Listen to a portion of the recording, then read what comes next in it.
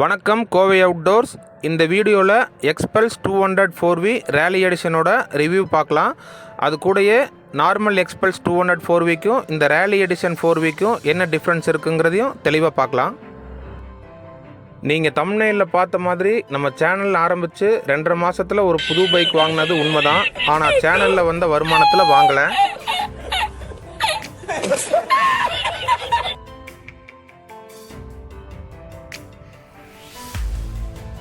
உடனே ஸ்கிப் பண்ணிட்டு போயிடாதீங்க. நம்ம ஏற்கனவே வச்சுருந்த Royal Enfield Standard 350 jet black வண்டியை எக்ஸ்சேஞ்ச் பண்ணிட்டு தான் இந்த வண்டி வாங்கினோம். யூடியூப்பில் இன்கம் வர அளவுக்கு இன்னும் நம்ம சேனல் வளரலை.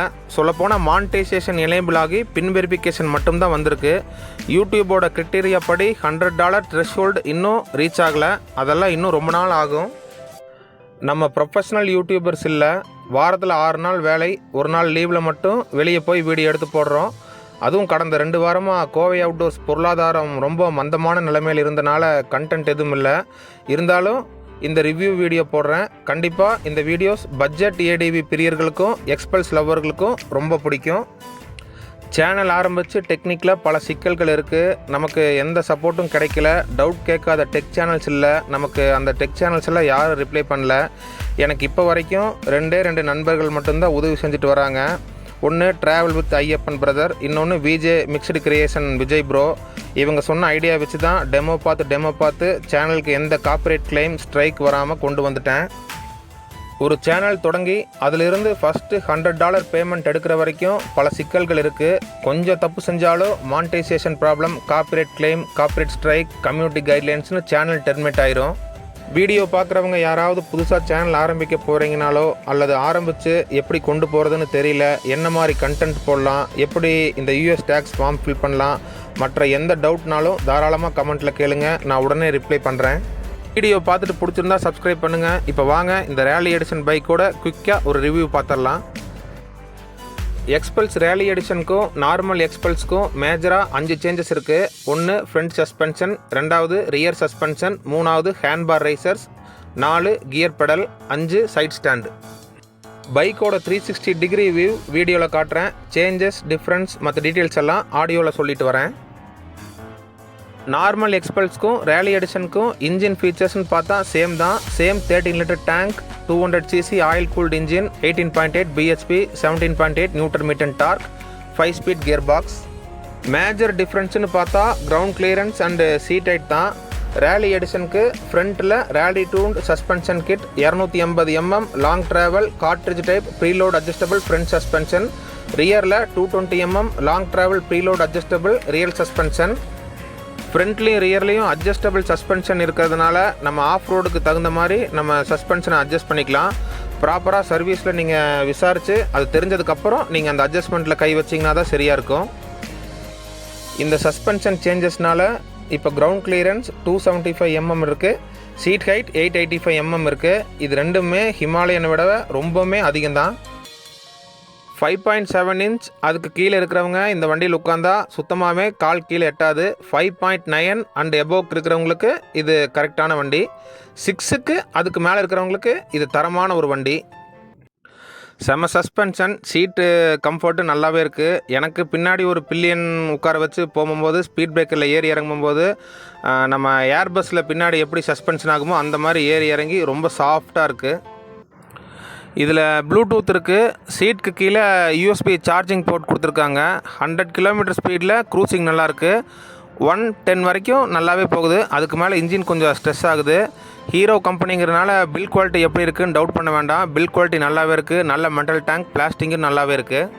ஹேண்ட்பேர் ரைசர்ஸ் எக்ஸ்ட்ராவாக ஆட் பண்ணியிருக்கிறதுனால ஆஃப் ரோடுக்கு கொஞ்சம் நின்று ஓட்டுறதுக்கு நல்ல சௌரியமாக இருக்கிற மாதிரி இருக்குது. கியர் பெடலும் அதே மாதிரி ஆஃப் ரோடுக்கு ஏற்ற மாதிரி கொஞ்சம் லென்த்தாக இருக்குது. வண்டி இவ்வளோ தூரம் ஹைட்டாக இருக்கிறதுனால சைட் ஸ்டாண்டும் நல்லா லென்த்தாகவே கொடுத்துருக்காங்க. இப்போ ரேலி எடிஷனை நார்மல் எக்ஸ்பல்ஸ் கூடயும் ஹிமாலயன் கூடயும் கம்பேர் பண்ணி பார்த்தோம்னா rally edition seat height 885 mm, ground clearance 275 mm இருக்குது. ஹிமாலயனோட seat height 800 mm, ground clearance 220 mm இருக்குது. நார்மல் எக்ஸ்பல்ஸோட seat height 825 mm, ground clearance 220 mm இருக்குது. வெயிட்னு பார்த்தீங்கன்னா எக்ஸ்பல்ஸும் ரேலி எடிஷனும் சேம் தான், 160 கிலோவில் வருது. ஹிமாலயன் 200 கிலோ கிட்ட வருது. 199 200 கிலோ வருது ஹிமாலயன். சொல்லப்போனால் ரேலி எடிஷன் எல்லாத்துலேயுமே ஹிமாலயனை விட ஒரு படி மேலேன்னு சொல்லலாம். எப்படி சொல்கிறேன்னு பார்த்தீங்கன்னா, இப்போ ரேட்டுன்னு எடுத்துட்டிங்கன்னா எபவ் 2 lakhsல ரேலி எடிஷன் வந்து 1.85 வருது. ஹிமாலயன் வந்து 2.7 2.75 அந்த ரேஞ்சில் வருது. ப்ரைஸ் ரேஞ்சும் பார்த்தீங்கன்னா ஹிமாலயன் அதிகமாக தான் இருக்குது. மற்றபடி பில் குவாலிட்டியில் வந்து ரெண்டுமே சேமாக தான் இருக்குது. அது போக நீங்கள் ஹிமாலயன் வந்து எவ்வளோக்கு ப்ரைஸ் அதிகமாக போகுதோ அந்தந்த அளவுக்கு அதனோட சர்வீஸ் காஸ்ட் மற்ற ஸ்பேர்ஸ் எல்லாமே அதிகமாக இருக்கும். இதை பொறுத்த வரைக்கும் எல்லாமே பிளாஸ்டிக் தான். எங்கேயாவது ஆஃப் ரோட் பண்ணும்போது கீழே விழுந்து உடஞ்சா கூடயும் ஈஸியாக கழட்டி தூக்கி வீசி வேறு புதுசு போட்டுக்கலாம். பவரில் ஒன்று மட்டும்தான் ஹிமாலயன் வந்து இந்த எக்ஸ்பல்ஸை விடவே கொஞ்சம் மேலே இருக்குன்னே சொல்லலாம். ஏன்னா அது 400 cc, இது வந்து 200 cc தான் ரேலி எடிஷன். அதே போல் நீங்கள் ஒரு மிடில் கிளாஸில் ஒரு பட்ஜெட்டான ஒரு ஏடிவி வாங்கணும், நான் வந்து ஆஃப் ரோடு பண்ணணும், ஒரு டூரிங் பைக்கு, ஒரு ஆஃப் ரோடு, ஒரு சிட்டிக்குள்ளே யூஸ் பண்ணுறது, ஒரு ஆஃபீஸ்க்கு யூஸ் பண்ணணுன்னா 4 பைக்கு வாங்க முடியாது. அது எல்லாம் சேர்ந்த மாதிரி இந்த ஒரு பைக்குனால் நீங்கள் எக்ஸ்பல்ஸ் எடுத்துக்கலாம். ரேலி எடிஷன் ஹைட்டாக இருக்கிறவங்க ரேலி எடிஷன் போய்க்கலாம். ரேலி எடிஷன் வந்து ஒரு 3 month 4 month புக்கிங் பீரியட் கேட்குறாங்க. ஆனால் நார்மல் எக்ஸ்பல்ஸ் வந்து உங்களுக்கு ஷோரூமில் அவைலபிளாக இருக்குது. நான் 5 வருஷமாக ராயல் என்ஃபீல்டு வச்சு அதுக்கப்புறம் நான் இந்த வண்டியை மாற்றிருக்கேன்னா அது காரணம் மெயினாக வந்து ராயல் என்ஃபீல்டோட சர்வீஸ் காஸ்ட், அப்புறம் அதனோட ஸ்பேர்ஸ் காஸ்ட் இதெல்லாம் பார்த்திங்கன்னா ரொம்பவுமே ஹையாக இருக்குது. இன்னொன்று புல்லட் 350யோ இல்லை கிளாசிக் 350யோ இந்த 2 வண்டியுமே ஆஃப் ரோடுக்கு 0 கிரவுண்ட் கிளியரன்ஸ் சுத்தமாகவே இல்லை. நான் இந்த சேனல் ஆரம்பித்ததுக்கப்புறம் கொஞ்சம் ஆஃப் ரோடு கொஞ்சம் ஹில்ஸ் எல்லாம் போகிற மாதிரி இருந்தது. ஹில்ஸில் ஏறுறது நல்லா ஏறுது. ஆஃப் ரோடுன்னு பார்த்தா சுத்தமாக ஆஃப் ரோடுக்கு செட்டே ஆகாத வண்டி ஒரு கிளாசிக் புல்லட்னே சொல்லலாம். ஏன்னா வச்சுருக்க உங்களுக்கே தெரியும், 2 பேர் உட்காந்துட்டு போய் ஒரு சின்ன ஸ்பீட் பிரேக்கர் ஏறினா கூடயும் கீழே சேஸ் டங்குன்னு தட்டும். இப்போ நீங்கள் வீடியோவில் பார்க்குறது வந்து லைவாக நார்மல் எக்ஸ்பல்ஸுக்கும் ரேலி எடிஷனுக்கும் ஒரு 5.7 inch ஃபீட் ஹைட்டில் இருக்கிறவங்க உட்காந்தா எப்படி இருக்குங்கிறது, கீழே அந்த கால் எப்படி எவ்வளோ தூரம் டச் ஆகுங்கிறத நீங்கள் இப்போ பார்த்துட்ருக்கீங்க. இது கூடயே டியூக் 200 ccயில் இருக்கிற அந்த சீட் ஹைட்டும் எப்படி இருக்குங்கிறதையும் சேர்ந்த மாதிரி போட்டிருக்கேன் பாருங்கள். நம்மளை மாதிரி ஒரு மிடில் கிளாஸ் ஃபேமிலியிலேருந்து வந்து ஒரு மினிமம் டவுன் பேமெண்ட்டே கஷ்டப்பட்டு காசு ஏற்றி வச்சு ஒரு மந்த்லி இஎம்ஐயில் ஒரு நல்ல ஒரு ஏடிவி பைக் வாங்கணும்னு நினச்சி ராயல் என்ஃபீல்டு அப்படிங்கிற ஒரு முதல வாயில் போய் விழுந்து 2.25 லட்ச ரூபாய்க்கு ஹிமாலயனை வாங்கி அது ஃப்ரீ சர்வீஸே 3000 ரூபா பில்லு வருது. அந்த நம்ம 2.25 லட்ச ரூபாய்க்கு பைக் வாங்குகிறோம், 3000 ரூபா சர்வீஸ் பில் கட்ட முடியாதா அப்படின்னு நினச்சோம்னா அந்த சர்வீஸ் டெலிவரி எடுக்கிற அன்றைக்கி அந்த பணம் நம்மளால் ரெடி பண்ண முடியாமல் போயிடும். இதெல்லாம் நான் அனுபவத்தில் சொல்கிறேன். நீங்கள் ரேலி எடிஷனுங்கிறது இல்லை, பெஸ்ட்டு ஒரு சிம்பிளாக ஒரு ஏடிவி வாங்கணும்னு நினச்சிங்கன்னா இது ஒரு நல்ல ஒரு நார்மல் எக்ஸ்பல்ஸே உங்களுக்கு ஒரு தரமான வண்டி தான்.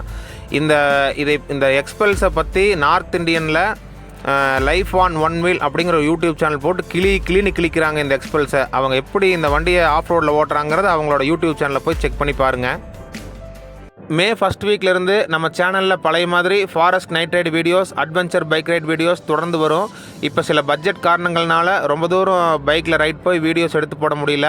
எனக்கு 3.5 வயசில் ஒரு மகளும் 4 மாதம் கை குழந்தையாக ஒரு மகனும் இருக்காங்க. மகளுக்கு ஸ்கூல் அட்மிஷன் சேர்க்கணுங்கிற சில பட்ஜெட் ரீசன்னால் லாங்காக ரைட் போய் வீடியோஸ் போட முடியல. மே 1st வீக் அப்புறம் இந்த தரமான ஆஃப் ரோட் மிஷின் வச்சு ஒரு சூப்பரான கம்பேக் கொடுத்துடலாம். சேனல் சப்ஸ்கிரைப் பண்ண அனைத்து நல்ல உள்ளங்களுக்கும் நன்றி. இனிமேல் சப்ஸ்கிரைப் பண்ண போகிற அனைத்து நல்ல உள்ளங்களுக்கும் கோவை அவுட்டோர் சார்பாக வருக என வரவேற்று இந்த வீடியோஸ் இதோட முடிச்சுக்கிறேன். மீண்டும் ஒரு நல்ல வீடியோவில் சந்திக்கலாம். நன்றி, வணக்கம்.